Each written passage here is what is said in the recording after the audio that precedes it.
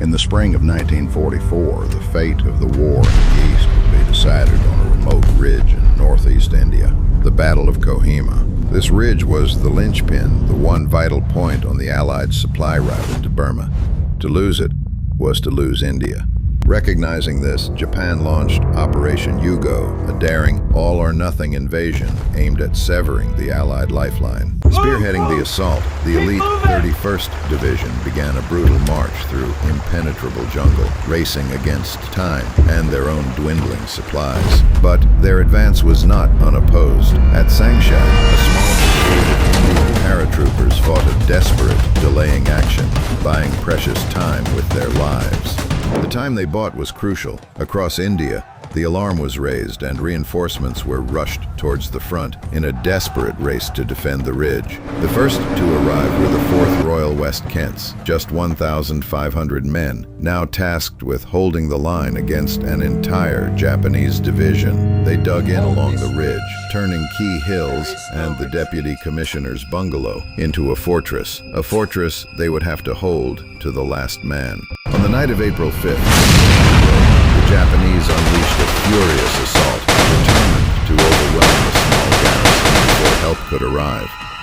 Vastly outnumbered, the defenders were forced into a strategic withdrawal, consolidating their forces into an ever-shrinking, desperate perimeter. Just as hope began to fade, the first reinforcements from the Punjab regiment broke through, a vital injection of courage for the beleaguered defenders. But the Japanese pressure was relentless. Wave after wave crashed against the defenses, turning the battle into a brutal, close-quarters fight for survival. The line was pushed back again and again until the front line of the war became the most improbable of places, a simple tennis court, now completely surrounded. With supplies dwindling and casualties mounting, the siege entered its most critical phase. The garrison was utterly alone. Here, the battle reached its savage peak. Across the men fought with grenades and bayonets for every inch of blood-soaked ground. After 13 days of hell, the main relief force arrived. The arrival of the British 2nd Division signaled the end of the siege and the turning of the tide.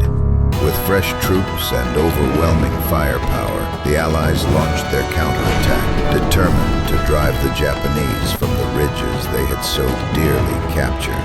Broken by starvation and relentless Allied assaults, the Japanese army began to collapse, their invasion turning into a harrowing retreat back into the jungle. On June 22nd, forces from Kohima and Imphal finally met.